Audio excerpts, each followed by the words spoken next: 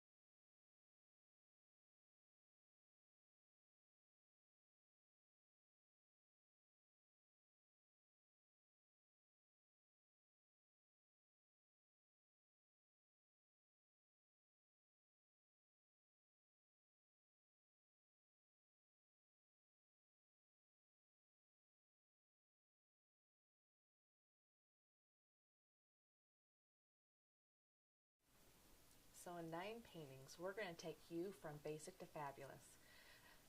Welcome to the Ninth Muse. I did not say your name. No. Okay.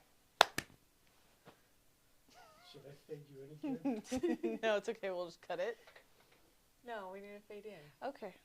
Right? Sure. Sure. Fade in. Third time's the charm. It's been a while, people. We haven't been here for a moment and a half. Thanks for being here, and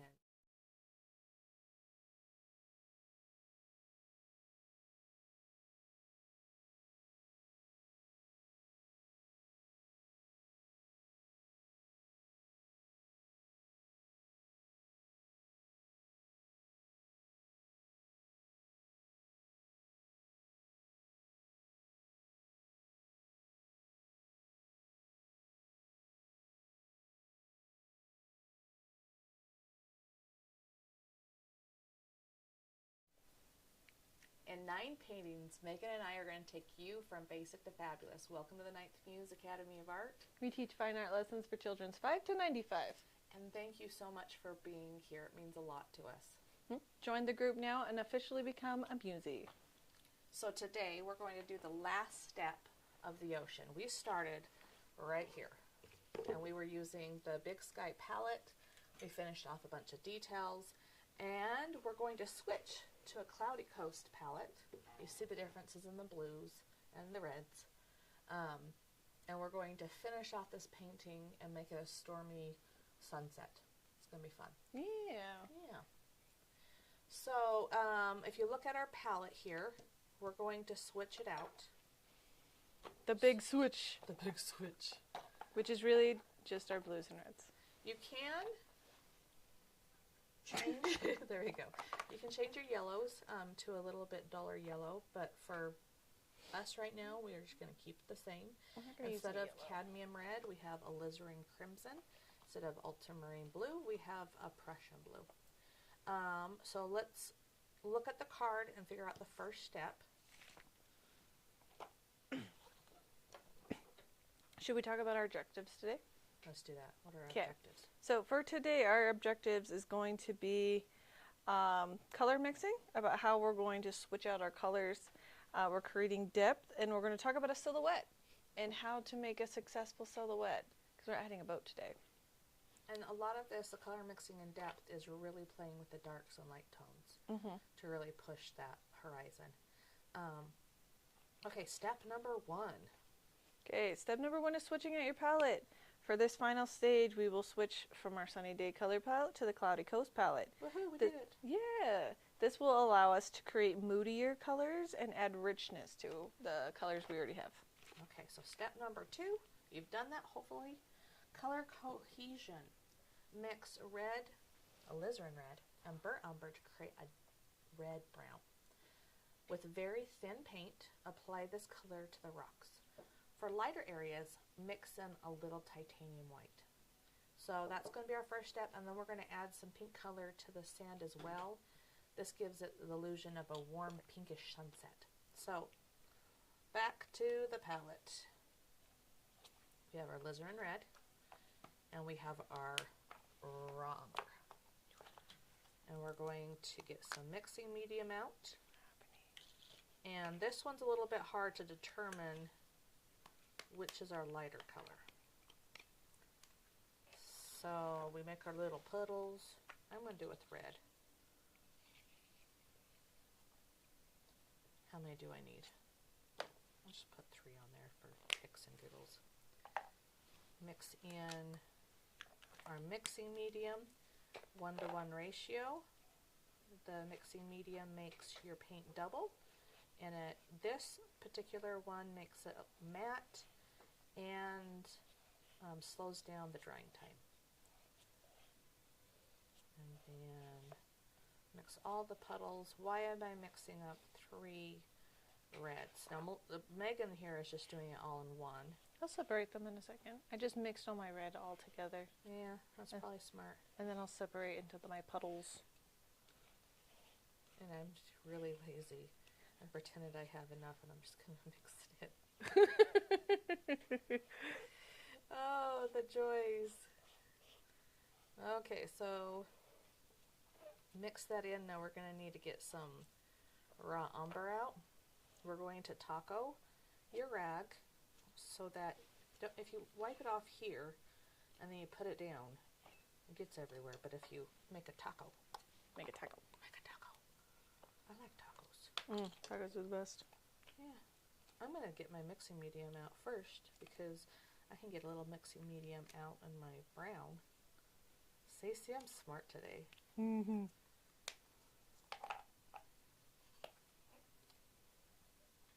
Okay, let's do a time lapse. Time lapse? No, let's not do a time lapse. No. We could talk about alizarin crimson versus cadmium red, I suppose. Well, and then I have to show the mixing part. Yeah. Yes, cadmium red, alizarin crimson.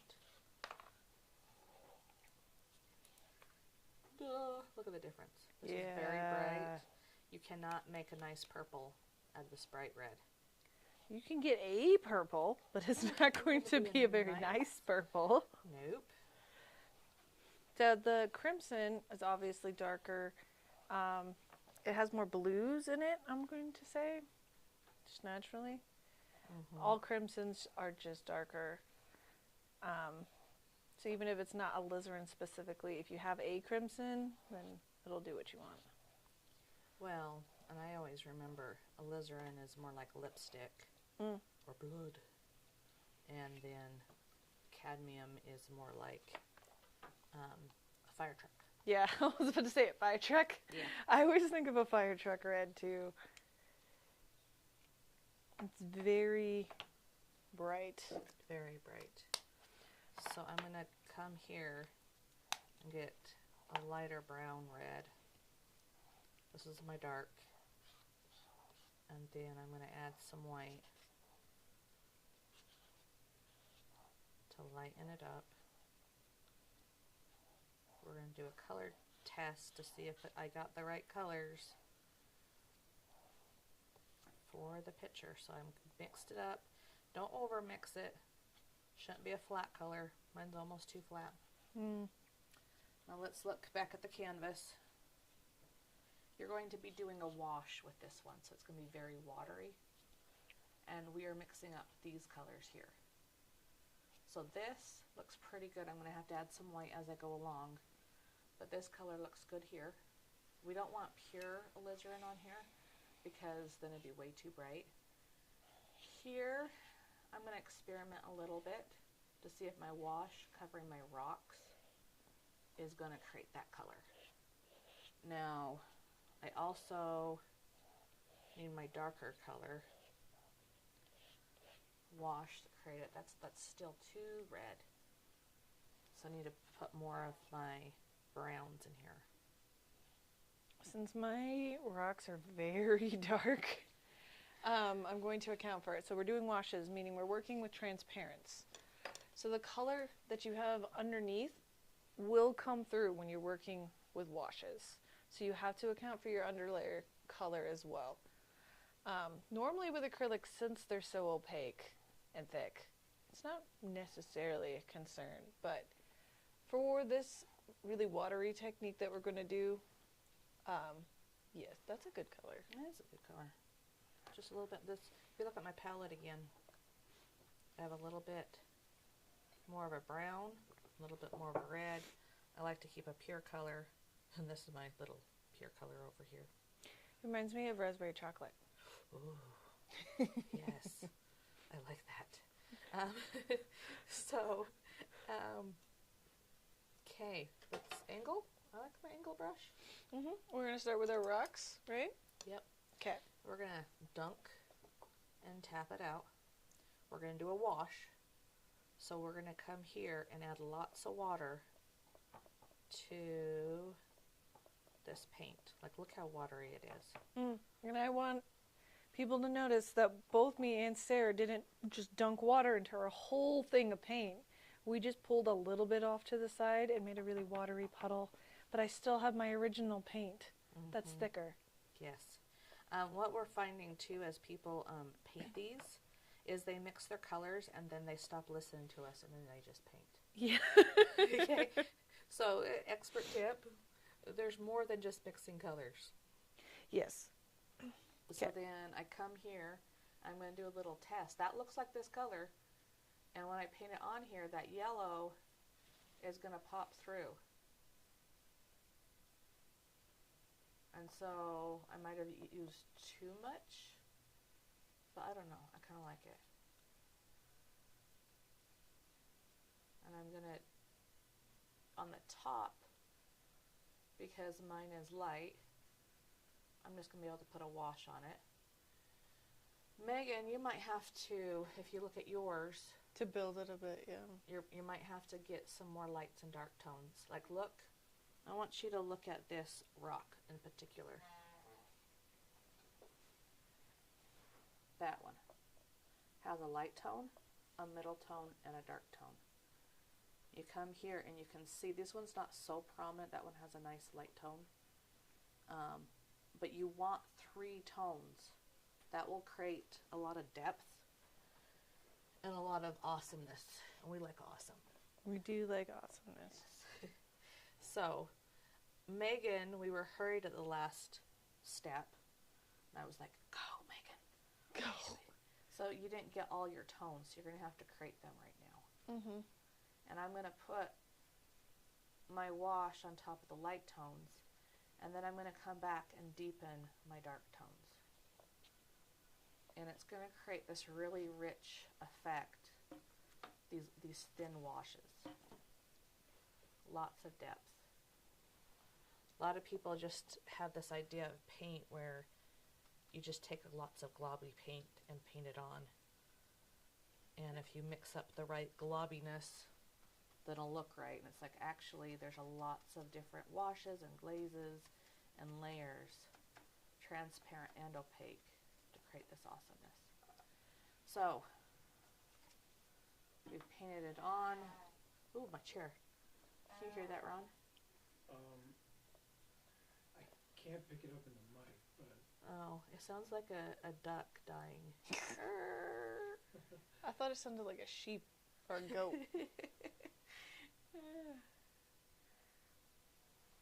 Could I rant about my millennial boomerness? Are we time-lapsing? Yeah, we're time-lapsing now. Okay. Okay. okay. But so, what are we ranting about Sorry. necessarily? Which camera first? This one. Okay. On this one, Sarah, I think you need to scoot back a little bit. Your shoulder's clipping the canvas. Okay. There you go. There we go. Okay, is that better? Yes. Proceed with the ranting. Are we ranting? Yeah, I'm ranting about all the Gen Zs not hearing the world around them because they're always listening to music. Oh, okay. That's my rant. That's the end of my rant. That's the beginning and the end of the rant. Take out your headphones and listen to the duck or sheep squeals of your chair. I think that's been going on with teenagers since headphones were invented. I think so too. I was It's that called teenager an iPod. too. It's called an iPod. We couldn't really walk around, like there's a whole. I totally walked around with a CD player in my pocket. Yeah. Yeah, but it wasn't accessible or easy all the time. I mean, Have you ever heard of a Sony Walkman? That was like all the rage back in the 80s. Yeah, I never heard of Walkman, but I did walk around with a CD player, which was really annoying because if you walked too hard, it would start skipping. Yeah, yeah. And so how often did you just say, oh, screw it? No, I just walked softer and slower. And like obviously in class, no, that wasn't accessible. I wasn't able to listen to music very easily in class until iPods. You're correct, or MP3 players in general. And then I could listen to music in class. And then everybody has their earpods in, and they're not listening to the world around them and all the sweet sounds and birds chirping and. But when I was outside, I definitely had music on. Well, that's why you're so weird. I went outside all the time, but normally I had music on. You're correct. So I guess my rant is, go ahead, take them off, listen to the birds, listen to your chair squeak, be present. Okay, now we could learn about Houdini. Oh yeah, we did promise for those of you who watched the previous live, a very, very long time ago. I was talking about Houdini, and his absolute, like, his war against psychics, which sounds extreme, but no, he really, really, really hated psychics. Like, the man wrote a whole book about this. And, like, spent his time trying to get legislation to silence them. Yes. And, like, he, like, appeared in court about it. He wrote a book about it. He incorporated it into some of his bigger shows. Like, okay, who's Houdini? So Houdini was a very famous magician, right? What was he known for? He was best known for his escapes. So he was the man who could get out of anything, right? His brilliant daredevil like stunts, he could escape from anything. Let's see, what else is he most known for? Didn't he like claim to catch a bullet with his teeth? Yeah, something like that. He was a daredevil. Yeah. Like, so he did like the most outrageous things that he could. Well, and it kind of seemed to be magic.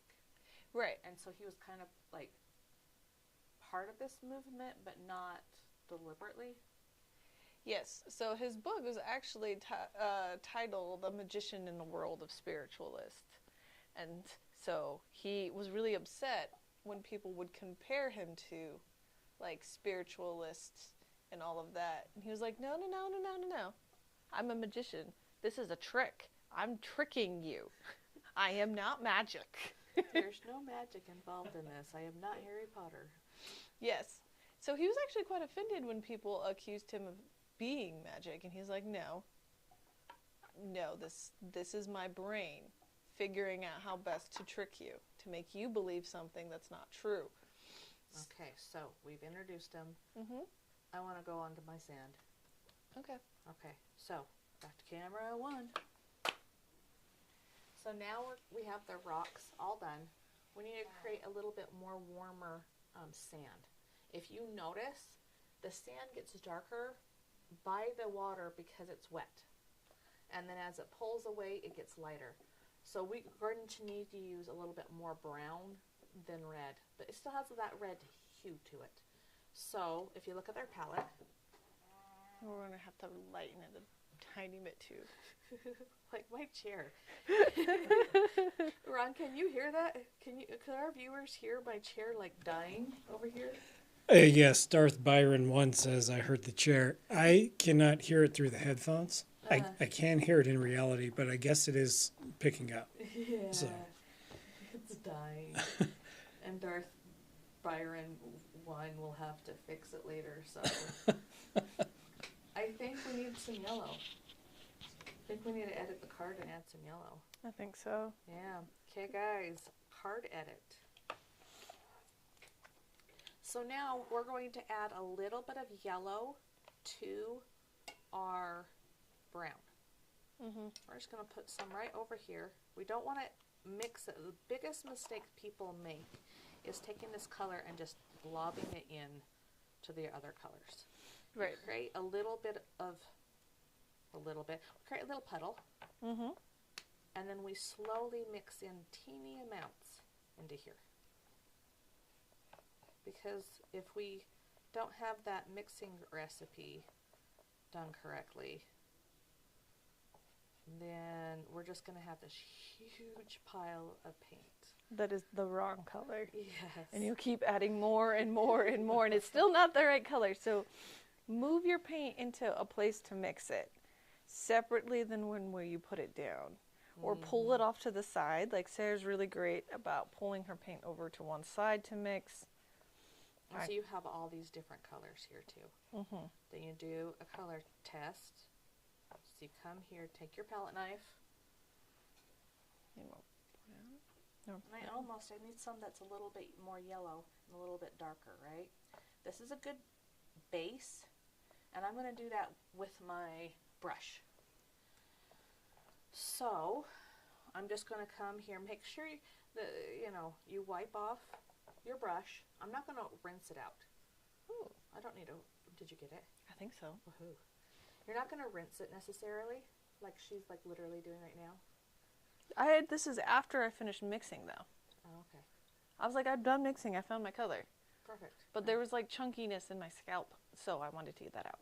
So again, listen to your brush and your painting. I'm going to tell you things, and I'm saying don't rinse it out unless you have dandruff. Yeah, it got chunky, and I didn't want that up there where I painted. It doesn't really have dandruff. Okay, let's zoom in here. When I say dandruff, I mean it gets into the top of your brush right here, and it gets really like chunky and gross. So I'm going to come here and put a layer of wet paint on there.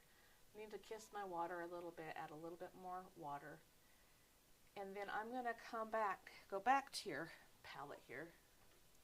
And I am just going to take a little bit of this darker brown, and I'm going to twist my brush back and forth and then I'm going to do a color check. So come here, big color check. Okay. And then I'm going to tap that in, and I'm going to look, is it dark enough? Is it light enough? It was not quite the drama that I need. And we like drama in paintings. We like the darks and we like the lights. It really makes the painting come to life. One of our objectives, thank you, is depth. Lots and lots and lots of people are afraid of darks and lights. Supreme darks and Yes.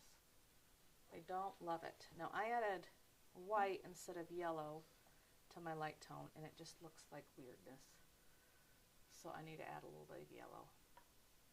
And I've just painted this little teeny splotch to see if I have it. And I think I do. So now we're just going to go into a time lapse, and we're going to paint the rest of the sand. And time lapse.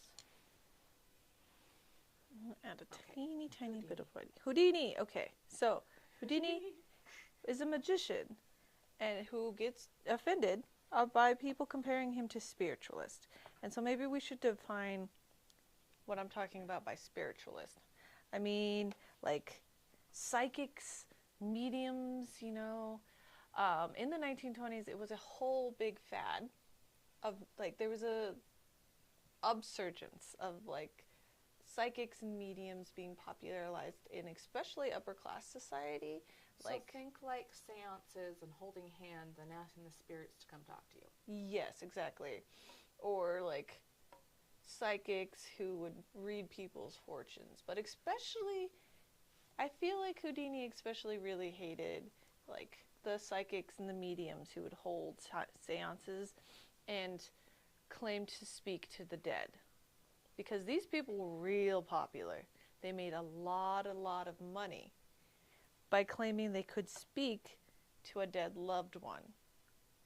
So part of his hatred for them is that he accused them of preying on people's grief, because they were making a lot of money, because people wanted to talk to their loved ones, right? If somebody dies, you want to have like one last word with them.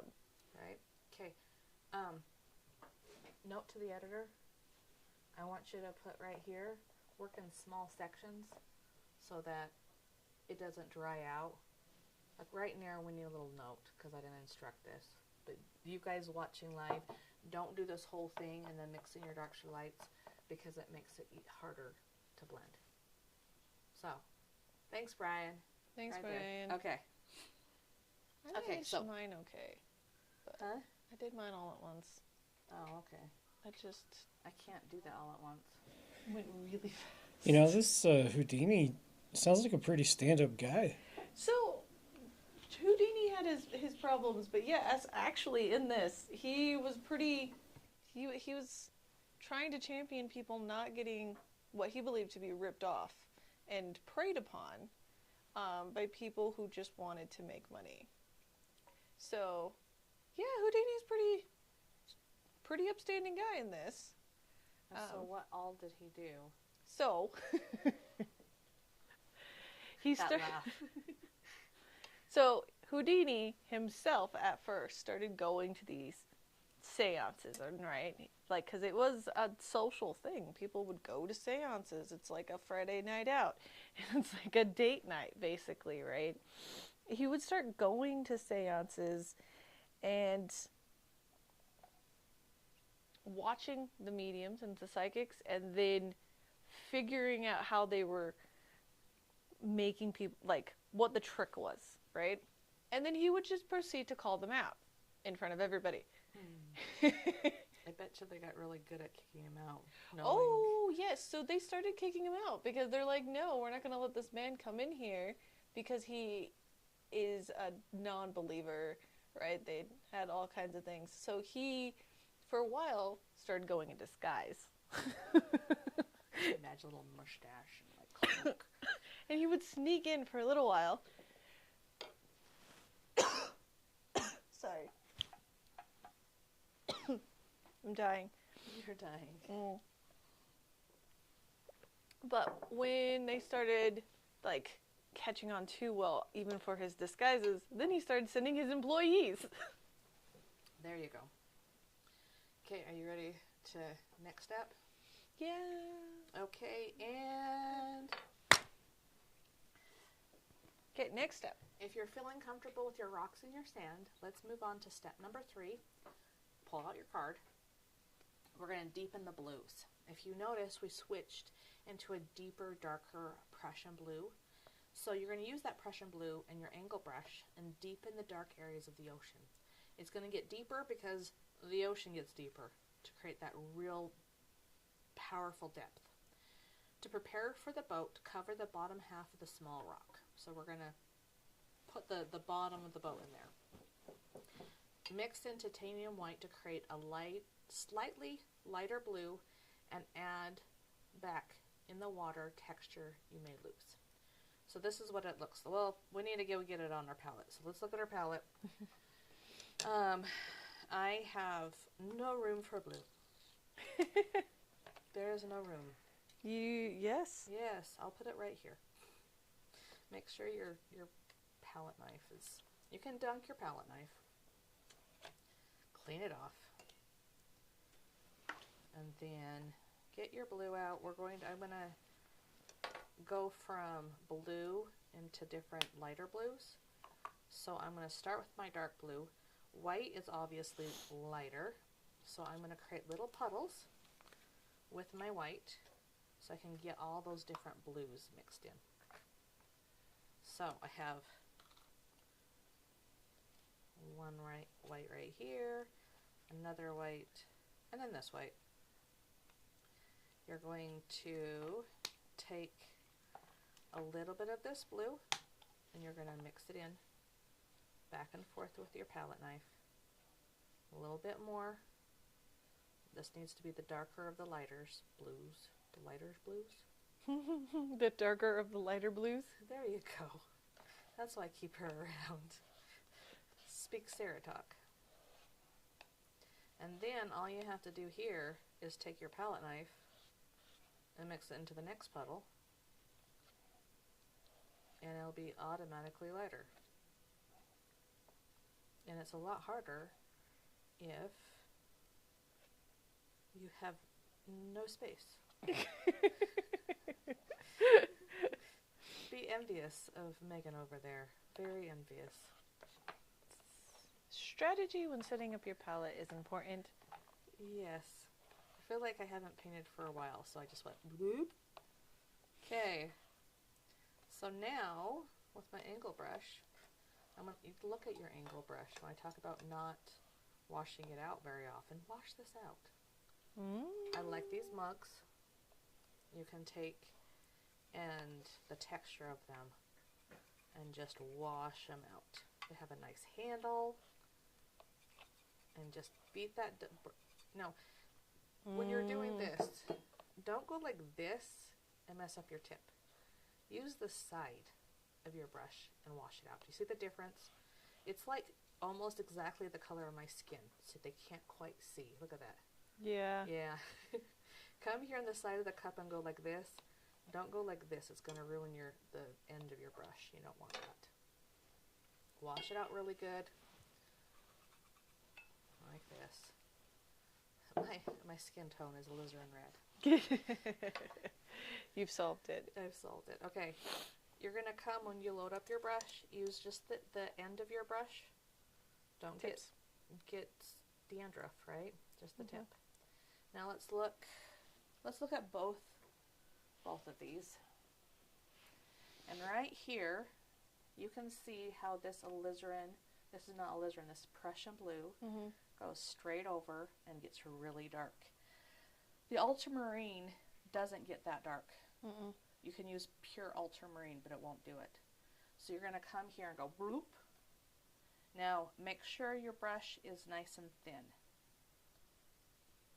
Like this. Kiss your water. Don't baptize your water. Baptize your brush if it's not going on smoothly.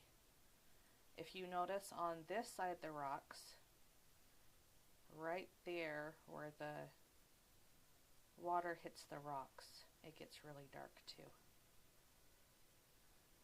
And then we're going to come here. I can see how the light is layered on the deep Prussian blue. My blue's not going dark enough. How is yours going darker? It's the same blue. It's the same blue. I was like, I pulled it out of the same container. I made sure this time. I think it's like difference between our base. Yeah, our base. You might just need thicker paint to try to build it. Yeah. My horizon line's not flat. What was that? My horizon line is not flat. It has a big old bump in it.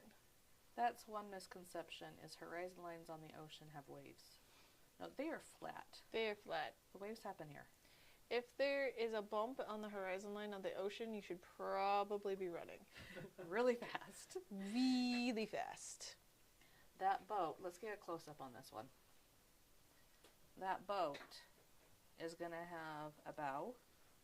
You're just going to take your brush and pull it down. And then it's going to have a straight edge that kind of goes whoop, like this, a slight whoop. The back is straight, and this is all dark. I didn't completely cover over my rock. I'll do that with my clouds. Make the boat shape you want, not the boat shape from a rock. Okay. Now, after I get this on, I'm going to get a lighter blue, and I'm also going to get very thin paint. And I'm going to come in here. Oh, that's too light of a blue. And I'm going to add on top of it. this. I wonder if my Cloudy Coast palette had Prussian instead of ultramarine. You mean your sunny day? Yeah, because this feels like the same color. Now let's talk about brush strokes.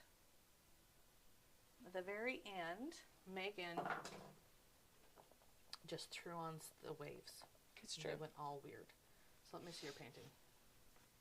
I want to show the different techniques. Look at your reference. And then here, do you see how it got fat the whole way? It's because when she did a brush stroke, is this a good angle? Yeah. This stroke right here wasn't thin enough. To get that thin line, you come here and do a straight edge and kind of swoosh, and thin edge and swoosh. But the tops of these steps should be very, very thin. So look, analyze your swooshes. Your swooshes? And make sure your brush stroke. A lot of olive painting comes down to your brush stroke. And I'm going to come and paint in a little bit over here. If I am going back and forth between these two paintings, I notice that you have this like gray that crests the waves and then goes like that. So I'm going to, I had Prussian blue at the beginning. Like, I'm painting this on. It is not different. And there's no difference. Even with your white. Wow. Yeah. I had Prussian. Like, guys, look at their two paintings. We were like, after the camera stopped rolling, I'm like, how are these blues so different? We have two different paintings.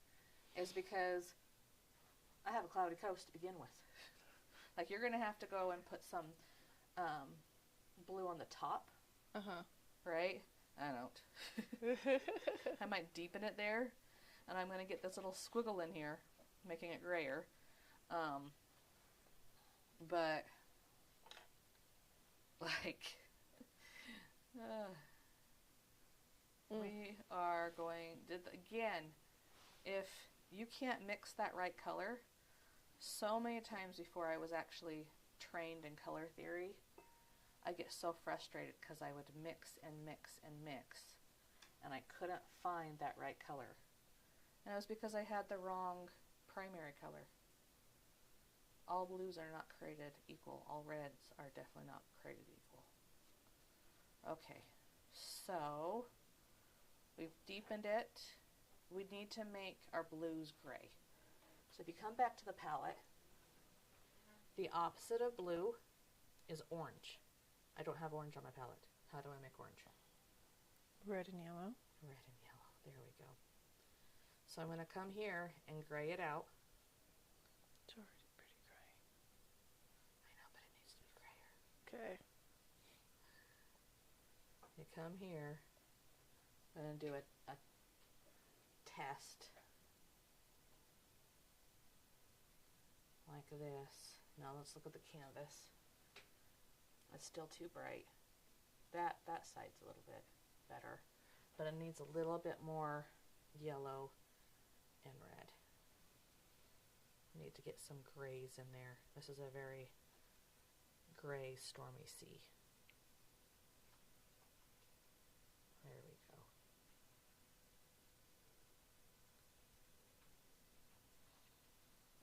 Now let's look back at this painting. We come here, these strokes are very thin. So I'm going to start right here and go shoo, shoo, shoo, shoo, shoo. And then I'm going to have a big patch right here, and it's going to go down all the way. This has a lot of texture. This kind of simplifies that texture. We're going to come like this, find where it's going to be on your canvas, and then just kind of flow it in. We're looking where this flow line starts, goes, and ends. This gets really fat right in here. It's getting craggly, so I'm going to just kiss my water and go like this.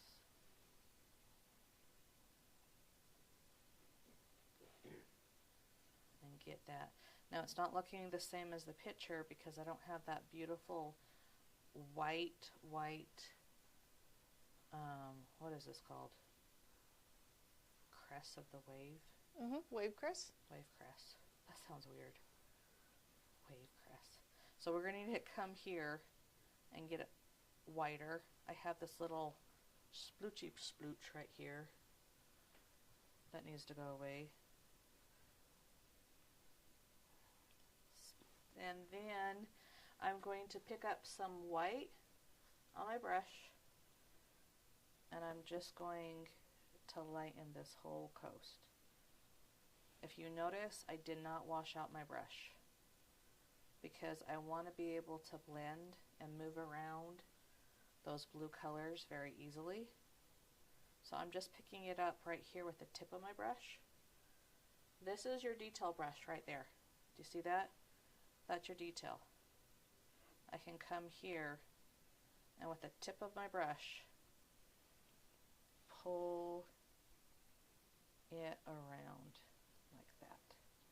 You don't need a bunch of different kinds of brushes when you have your angle brush. That's true. Your angle brush is like, was it in a tool chest? What's your tool that you use for everybody? The army, the Swiss Army knife? There you go. Yes, it's your Swiss Army knife. You can tell we're not like builders. We're builders of paintings, not. Yes, it's a Swiss Army knife. I like that. I like that analogy. Well, because we do use it for just about everything. Right. Different sizes of an angle brush also. I'm going to need, I got some more paint because right here I'm creating contrast and I need to create a darker blue right here. Oh heavens, I go too dark, too light. I need to focus on my palette a little bit more. Do a color check. There we go. Okay. And I'm dealing with paint on my canvas.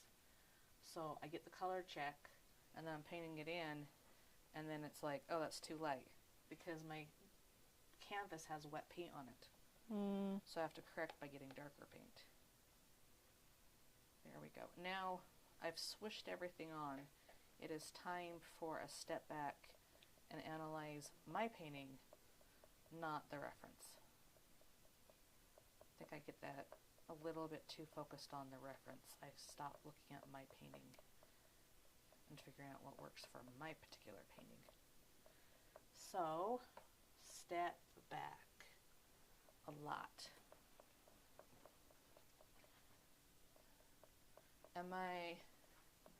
This looks stupid.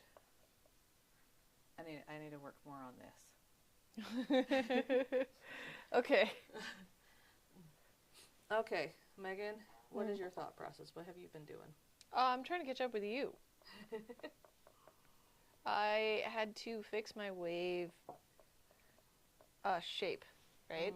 Okay. So I had to do all of that before I even got to the gray, which is what I'm doing right now. And because mine was Prussian blue to begin with, I don't have to cover everything. Yeah. Yeah. I had to cover this blue because it's All of not it. the same blue. No, it's not the same blue at all. I had to put a wash on it. Uh-huh. But I got to my gray, and I need to just put a light, thin layer of blue over here. Yeah, I'm going to work on That? refining my lines, and you can just continue to make it The same blue? the same. You're going to have the right blue, hopefully. Hopefully. So it's going to take you about the same time as Megan. Mm-hmm. So, time lapse? Yep. Away.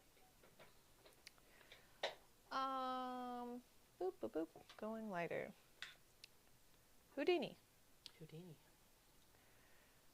So where did I... Oh, so after the psychics caught on that he was doing this, they started kicking him out of course and not letting him join.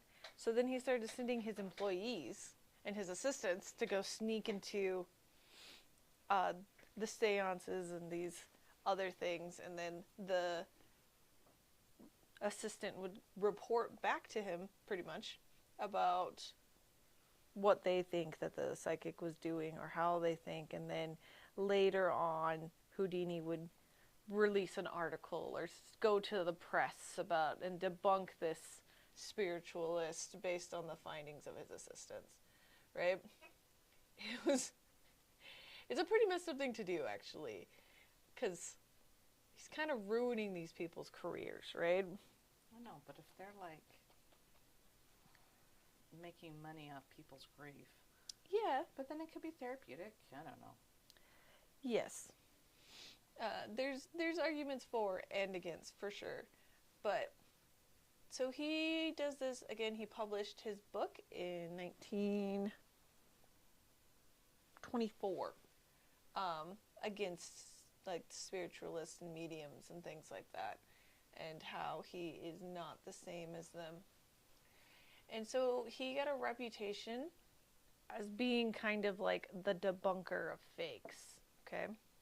So sometimes people would actually ask him to go and like test a medium, basically, before they ever went to the medium. He started becoming like an expert on how to spot fakes.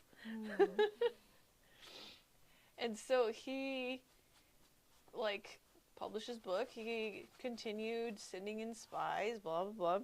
And so it got to the point where, since he's been championing against spiritualists and whatnot, he went to Congress, basically, and was brought up a case and was a witness for a legal case asking Congress to make seances and spiritualists and whatnot illegal. Like, he was trying to just shut down the whole thing. Like, all of it needed to stop. And so that people would be arrested if they were performing seances and things like that. That's what the ultimate goal of this case was. Would be 100% illegal to do anything like mediums and speak to ghosts and blah, blah, blah. The century of no alcohol, no mediums. Yeah. No, fungus things. Well, yeah, in the 1920s, like, I don't remember when Prohibition was, but 1920s. yes. Well, yes, they were pretty big in shutting things down Yeah, in the they were. 1920s. Probably because also in the 1920s there was an upsurgence of recklessness. How do I lawlessness? A little bit of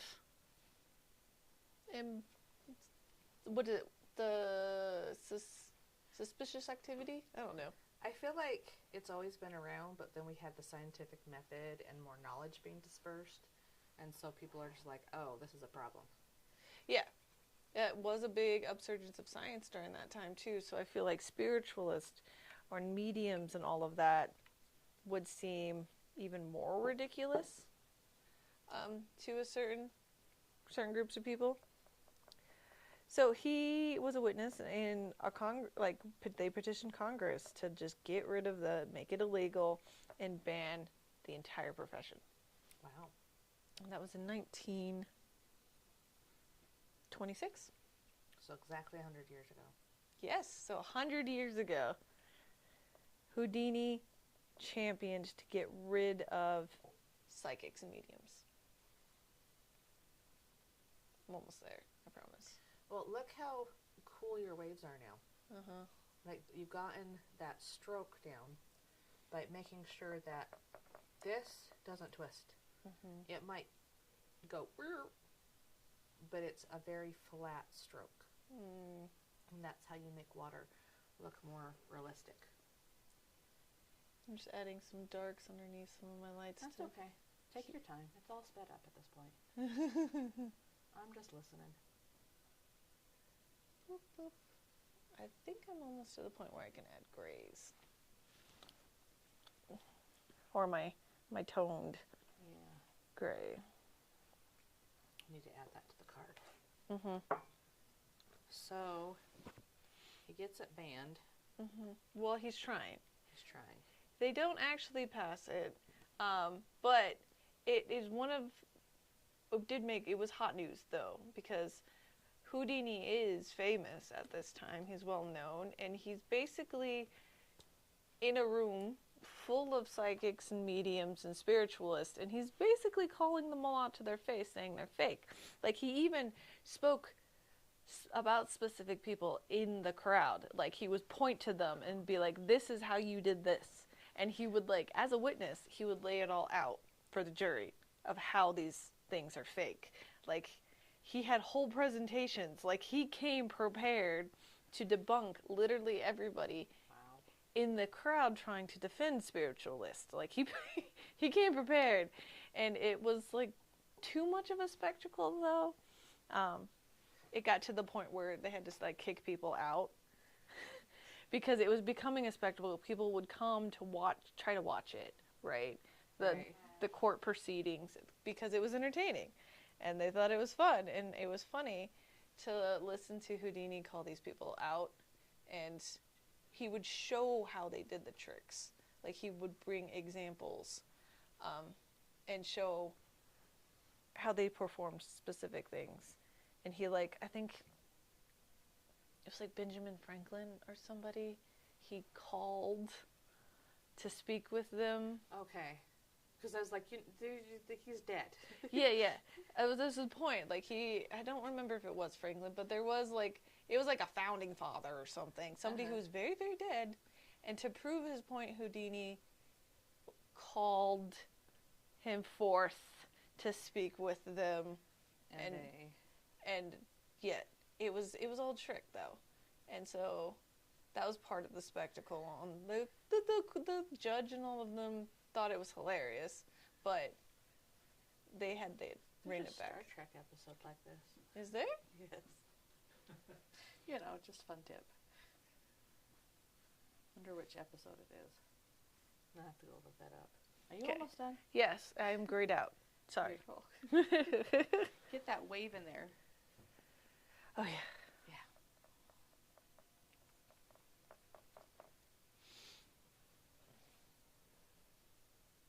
Since this is all going to be time-lapsed, I think I'm going to go switch out my stool. Because that's not going to be okay in audio. Squeaking. No. And even your chair, we're going to need to get some Yeah. Do we know how much longer minute-wise? Probably just the ocean, probably like 3-4 minutes. I'm just worried about the mic battery is all. Oh, yeah. We got to do the clouds in the boat.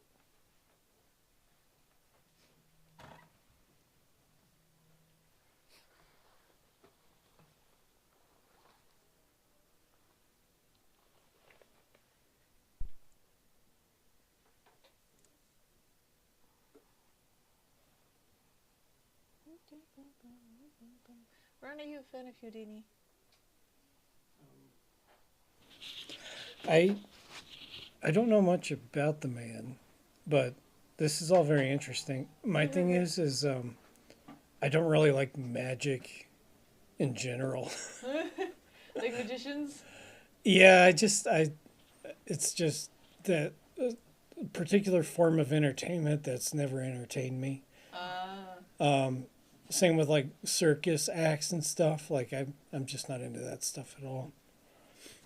But he does kind of sound like the modern day equivalent would be Penn and Teller. I don't know if you guys know much about them or have heard of them. Mm-mm. It's like the big tall guy and the short guy, and the short guy never talks, and the big guy like talks all the time.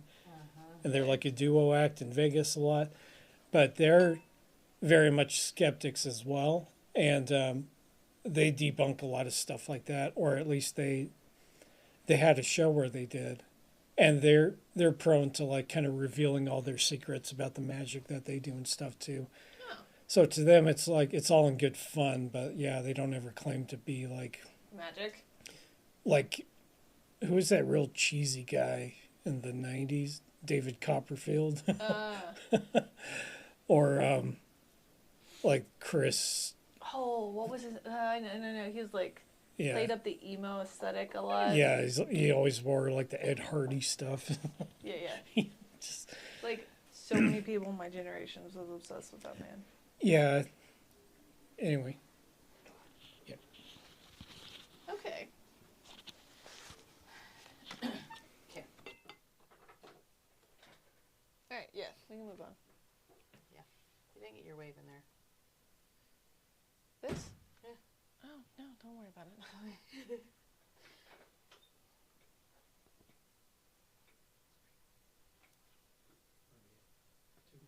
Number one.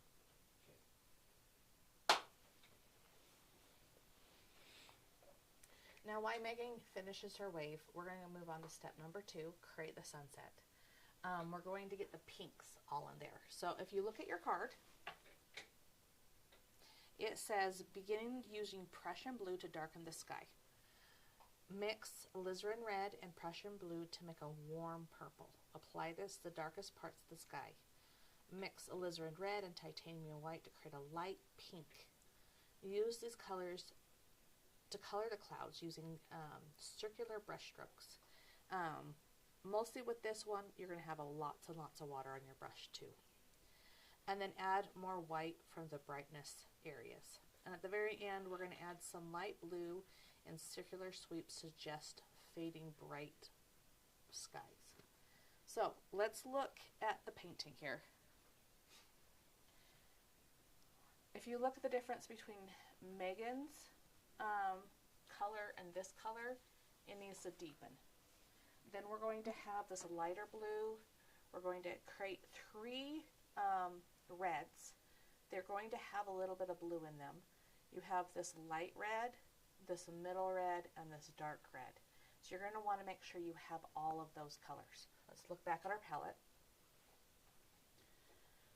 I have my dark and our light blues. And then I do have some of this here. We're going to mix a little bit of blues into these. And then I'm going to need to create a little white puddle here to add to the red. And I am just, because we're already going to have to add to the blue into this, I'm going to just come take this over here and we're going to add the dark into the light. And we're just going to lighten it just a little bit, like this. Now let's do a brush check, a color check. And we're going to go, oh look, perfect. And then I have the dark and I have the 2 blues, that's perfect. So when you're doing this, you're going to be like Megan over here, and she is darkening the background. I like to go background, foreground, object, or pretty much from back to light. So background, then these bigger clouds, and then on top of it. Yes. So let's see. I think the darker red is what I'm going to start with. I'm going to just tap my water. I'm not even going to wash out my brush. It has blue on there. That's how I'm mixing in that color. And I'm going to make sure I have a lot of water. Not baptize, but kind of kiss it. And I'm going to take my brush and do little rainbows. Little rainbows. Little rainbows and a bigger rainbow like this. And I am making sure I'm looking at each of my strokes. I come here, this stroke goes over this rock. This one is big around. I have not painted that boat, and I'm not supposed to have painted that boat, because could you imagine trying to do these clouds around all those cells? No, seriously. Oh, that'd be hard. And I'm just mapping everything out. I'm getting rid of my rock a little bit more. Okay. And I'm just... Oh. Now, what did I do? We forgot to put our pinks on that guy. Oh, on the rock. Oh, yeah, look at this. We have this yellow rock over here. Oops. It's okay. That's easy. Look. Done. Done. Do you see how much paint I have on my brush? Not very much. It's very, very transparent. And I'm going to be layering this over and over again. So I have that red, the The next color I want to add is the blue. Like this. Let me... My easel's all tipping. There we go.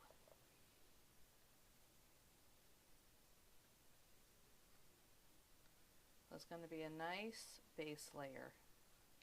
And the clouds behind it are going to create even more depth and more texture.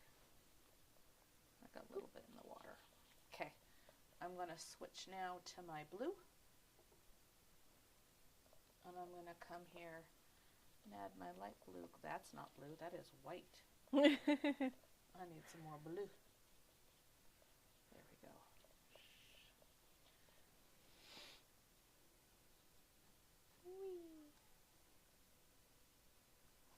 And add all my blues. We have little things right here and there. Okay. I think I'm going to darken some of my reds.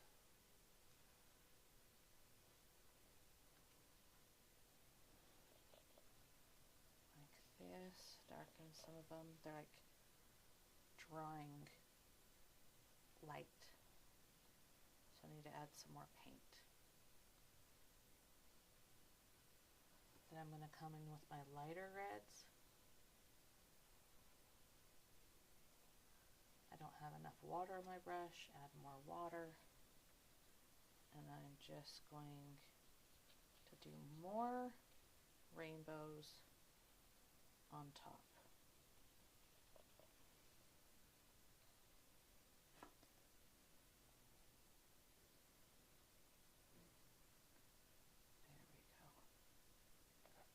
And let's time lapse the rest of this and get all your clouds in.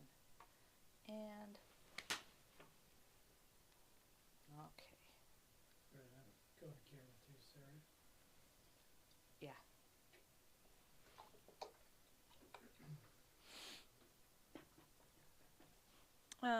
Where was I? Oh, Supreme Court case. Anyways, no, it wasn't Supreme Court. It was just Congress. Not just Congress. It was just Congress. They had this whole thing. He didn't win. He didn't? No. Congress ruled against outlawing mediums and psychics and all It's of that. probably freedom of religion right there. I think it's just, yeah. And freedom of, like business, basically. Because half of what Houdini hated so much is that they were making money off of this. So, yeah, he lost the case. And, you know, that was whatever. He continued on. Like, he still... Probably just another publicity stunt. I don't even know if he actually thought he could win. Yeah, I don't know if he thought he could win either. I think it was really just continuing with his persona of hating spiritualists and mediums. So maybe he did it as a publicity stunt. And it did get a lot of publicity, honestly. So it's very possible. Anyways, it is interesting, though, because that congressional case was in... When did I say? 1926? Yeah, so it was in early 1926, and then Houdini died on Halloween of 1926. Maybe about a couple months later that year after he petitioned to have a bunch of spiritualists, like, Maybe they just in all jail. did a little seance and killed him. But it's crazy that it was on Halloween. I think that's what, like... Yeah. Because it was Halloween, and he had this whole thing against anything, like the mediums and the occult and all of this, and then on literal All Hallows Eve, he dies. It's not a suspicious death. It's apparently some complication with some... But see, if you're a medium, you just get a little voodoo doll. I know. Probably. It's suspect at best. So I'm not saying that they all got together and killed Houdini, but I'm not saying Maybe that they it's didn't. karma. It could have been karma for him, like, ruining all of these people's lives. and publicly shaming them. Do you guys want some good vibes from the community? Sure. These are totally people you don't know. Jill Brown 641 says you're creating magic with these paintings. Oh, Thank good you. tie into Houdini too. Yeah, that's no lie. Yeah. Darth Byron 1 says these paintings are beautiful. You guys love the commentary. Thank you. I like the love. It helps us have, you know, a little bit of like, okay, we're doing good. I think everybody needs that. When you finish your painting, you need to find somebody that's going to appreciate it. Yeah, it's always nice. It can help to keep you going for sure. And mostly spiteful Facebook posts that some person put last night. Did you Yes. see that, Megan? You know, the eyeballs, were you part of the eyeball discussion on somebody's painting? What I'm eyeball like- discussion on somebody's painting? Gilligan's eyeballs. I'm like, can you just paint those? It's freaking me out. Oh, I did see that. Okay. I was like, what are you talking about? And then this man back here goes and makes it public on Facebook and made me laugh so hard. I was like, yes. Spite and coffee. Spite and coffee. I did see the spite and coffee, but like It wasn't. reference. It wasn't just you, to be fair. Oh, so But- it was a consensus. Yeah. So it's like, okay. Now he's just not gonna do it though, because he has a negative type personality. It's okay, Ron. We accept you. Thank you. Oh, but guys, I have another thing. I have more. Yep. You have more. Mm-hmm. Well, it's kind of more. It's more like just an interesting continuation. So he died on Halloween, and apparently before he died, him and his wife, whose name is Bess Houdini, had made a pact that whoever dies first, the other would try to reach them from the beyond. And they had like a whole system, have like a system of numbers and Morse code to things that only they knew, right? And so they would go and like, they could prove if it was really them or not. They worked this out before they died. So Bess, after Houdini died, continued on this tradition, and every day on the day of his death, which is on Halloween, she would have a seance and try to call him forth using this system of like numbers to try to like see if any of it was real, if this was a thing. But she did it like over and over until the day that she died, like the year that she died. And because people are like this actually continues every year. On Halloween, people hold seances to try to get a hold of Houdini. I don't know if they know the numbers or the code that they had worked out, though, so I'm not sure if it's... Was she ever involved in any seances where they actually claimed to be, like, reaching him or getting in touch with him or anything? She was, but they didn't know the code. And so then she would just be like, oh, you're fake. And then she just continued her husband's work of debunking people. That's funny. So he's like dissing these people beyond the grave. That's like Jedi Master level trolling there. Yes, he is dead, and yet he is still continuing to prove. He's like, I need something to carry on after I'm dead. My legacy. He really was spiteful. He did not like spiritualists, guys. Like, so even beyond the grave, Houdini is continuing to prove that mediums are liars. Basically. I want to do that now. I want to see if I can summon Houdini. I should do that on Halloween. Try to summon Houdini, have a seance. Yeah, let's do it. The problem would be not remembering to do it. You know, it's February. Mm-hmm. True. It's February. If we tell the kids, they'll They will remember remember. because they have still trapped memories. What we need to do is, I don't know, write it on the calendar. That might be a good thing. Okay. like your clouds. I didn't like the swirls, so I gave up on them, and I'm just doing clouds the way I normally do them. Let's talk about it. Okay. And keep on doing your thing. Camera one. So I want you to notice the difference in our clouds. I tried to replicate this a little bit more. I did a bunch of rainbows over and over again. I built them up. I want to perfect them a little bit more. And the brush stroke was like this. I want you to notice how Megan is painting. Is there any, or is there more like a... So I am using tight little circles, using predominantly the tips of my angle brush, and just like scrubbing in with thin paint over and over. I started with the rainbows. Got the shape.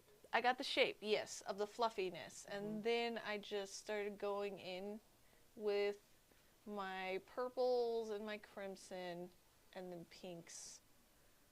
So I started with all my darks first still.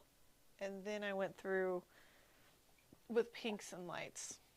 I think I'm just overworking my clouds. I'm still doing it. But if I come here, I'm going to show you, it gets muddy fast if you just keep on messing with them. Look. It's just, bleh, right? I'm going to let it settle, and then I'm going to do another layer to stop messing with them, but it has to settle first. Let's move on to the next step. It is the last step. Create your boat. Boat. Mark out the sail of the boat with charcoal just above the horizon line. The body of the boat will sit just on the top of the horizon line. Then mix blue and black together. I don't have black. Blue and brown.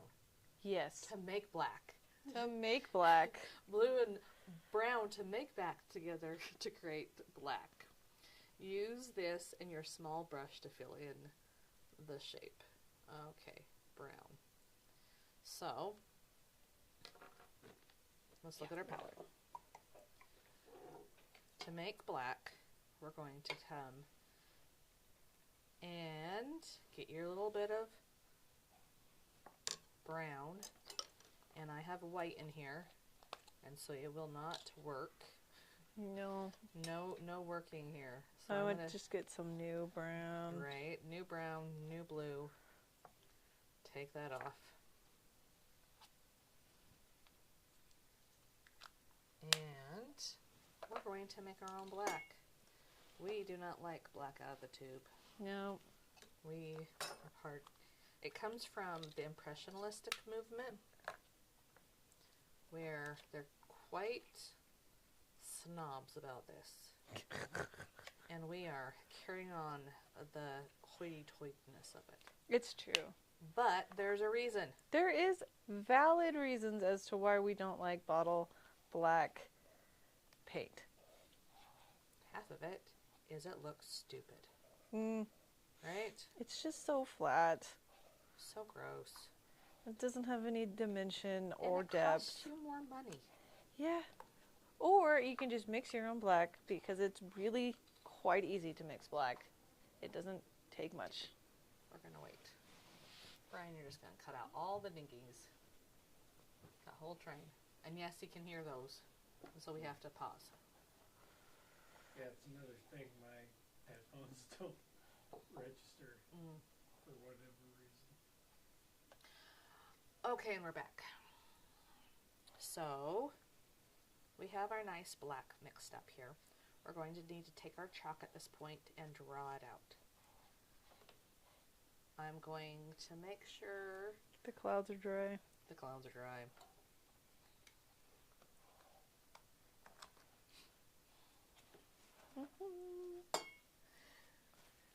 You know what we should do here, Brian?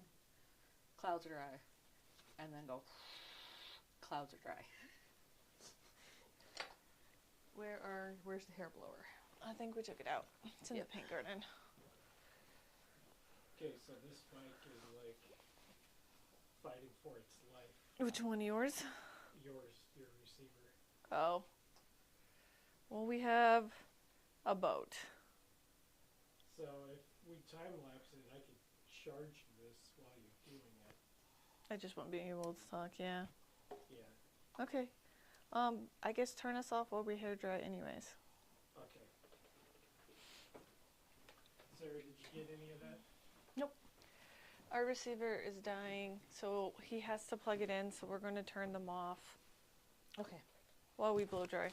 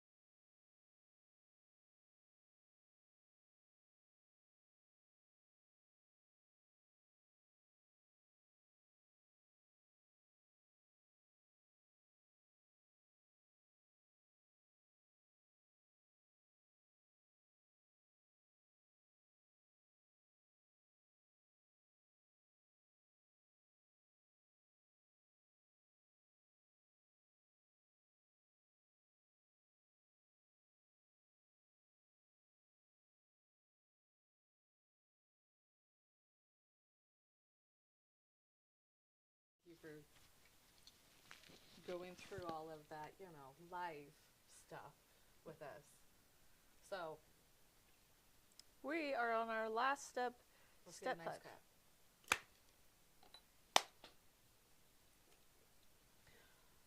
Step 5. Step 5. We're on step 5. Make sure it's blow dried. Now we're going to use chalk, or handy dandy chalk. You can use charcoal if you want. Something that's soft you can see. And we're going to draw the shape of the boat. We're not drawing a boat. We're drawing lines and shapes. As soon as you try to think of a boat and draw a boat, it won't look like a boat. Look at your painting. Figure out where the top of that boat goes. It doesn't go to the top. It comes down right here. Then the sail doesn't go to the edge of that boat. It goes, there we go. I had to switch my chalk around so it could draw. It goes just a little bit below the boat. We have, below the bow, we have a line here that goes right to the base of the boat. It's a bow and a, I don't know, somebody needs to tell me what the boat terminology. You have a slight bow right here. This one goes a little bit down. This one goes like this. My chalk is a little hard to see. It's really chunky. But I'm going to get the general shape of that boat. We're going to come and take the detail brush. This detail brush, why do you say that we don't do a lot of detail brushes here? Is because detail brushes get abused really fast. And if you can use your angle, or a slightly bigger one, then it won't be as hard.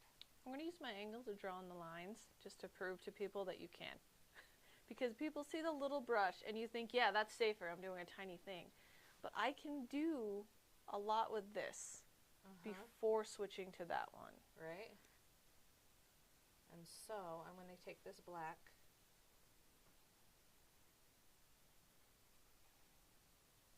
and I'm going to come here and paint this in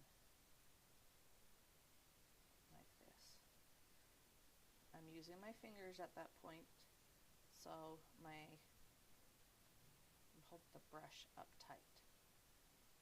You can also take it and hold it out here, and it actually is a little bit easier. You have a smoother line. These handles are long for a reason. And truthfully, this brush is a little frayed. I'm going to come and switch to my angle brush. Use just the tip. I'm still holding it by the end. And I'm going to get those little thin lines with that angle brush. Like this. If you find that you're getting chalk all over your brush and it's mixing with your paint in an annoying way, just clean your brush off, get more paint. Like you're finding right now? Yes, because I'm getting chalk all in my brush and it's All up in frustrating. your business. It's true. It's true. It's very rude of the chalk. My cells look a little bit weird. They need to be taller. I'm going to play with that. I'm going to lose my beautiful negative space. Get these little crosshairs like this. And then a little flag. Like this. Oh. So like right here is a cut. The timer went on because we're past 12. Do you want to go turn off all the lights, Ron? Yep. I'm going to stop painting. Yeah, we should stop painting. You're on camera one now. Okay. Hi, camera one. Hello, camera one. We've had a few issues with mics, and I think it's because we were gone for so long. It We never is. take really long breaks, and then we just... we get out of the habit. Do you ever find that where you're like in a routine, something happens, and then you're back into that routine? It's just, what you doing, Ron? Now they're...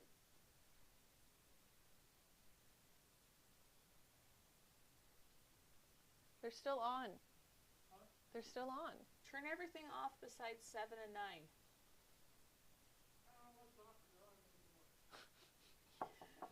What is real? What is not real? I didn't hear him. What did he say? He's like, I don't know what's off or on anymore. I know. That's off. That's off.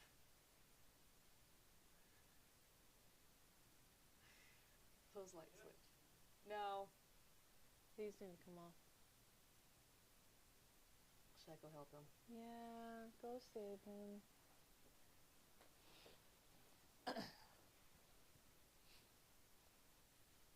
we go. I think that's all of them, Sarah. I know. Okay, so that's on. These are off. These are all off. Okay. Yes. So, 7 and 9. okay. Yes. So that these They're- are off. These two, if they're on, they're off. And Okay. these ones, if they are on, they're on. So these all need to be shut down. But these are all off. Yes. Okay. I tried to make it easier and do light switches. I don't know. We might have to switch everything out. The light switches? Yeah. Makes sense. They are very confusing. Well, it's just because the other ones turn the light is on when it's off, and it's. Anyways, are you ready? Okay, and Back to our boat. back to our boat. We were talking about our angle brush. Our And- angle brushes are really nice to do this fine detail. My boat is too squat and too wide. And so I'm having a hard time drawing it, but I am going with it because I really don't want to redraw everything. Right? Yeah. But I changed it a little bit. I brought it up a little bit closer than I wanted to the top of the canvas. Yeah, I had to To go all the fix way it. up to the top of my canvas in order to get my boat where I wanted it to be Yeah. and the proportions. So I'm going to really quickly get rid of some of this chalk that's bugging me. Bugging you. How do you get rid of chalk? I take a clean brush Mm-hmm. without any paint, get some water on it, and then just wipe the chalk away. I'm going to clean up my horizon line and my boat edges. I think the issue you guys ran into is your boat's being the same size gonna hit the top of the canvas because your canvas is smaller than the reference. Probably. Definitely, if you look at it. Yeah. Okay, I think we're done. Let's look back at the card. So let's go to our finisher checklist. Finisher checklist. Is everything painted in or colored in? Is there anything you want to change? And what is your success? So I want you to analyze your painting, and I want you to really analyze it to see if there's anything you want to change. There's always going to be something you want to change.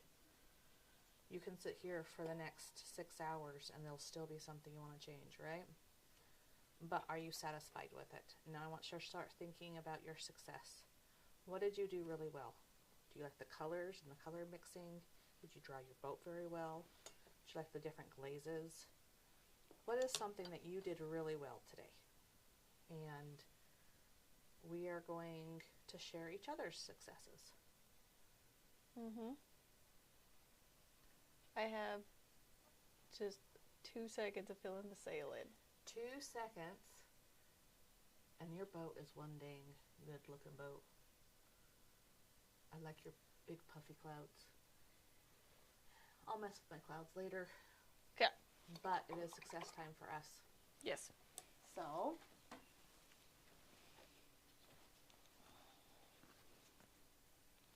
I think your boat and your clouds. I think they really turned out, your boat proportions are correct. It looks like a sailboat. I like the fluffiness, the composition. It comes, it looks really good. Hey, What's your success? the boat. The boat. Good job.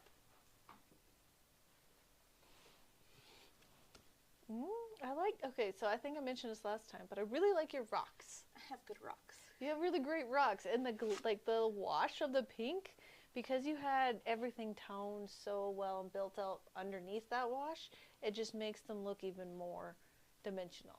So I really do like your rocks quite a bit. Awesome. What was your success? My rocks. Yes. Share with us your success. Put it in the group. Post a picture. We'll comment on every single one of words. Yes, we will comment on every single one because that is who we are. We love comments. Please comment and leave us things. Please talk to us. Yeah. Yes, it's fun. Little music community. Thank you so much, and we enjoyed our time with you. We'll talk to you later. Bye-bye. Bye-bye.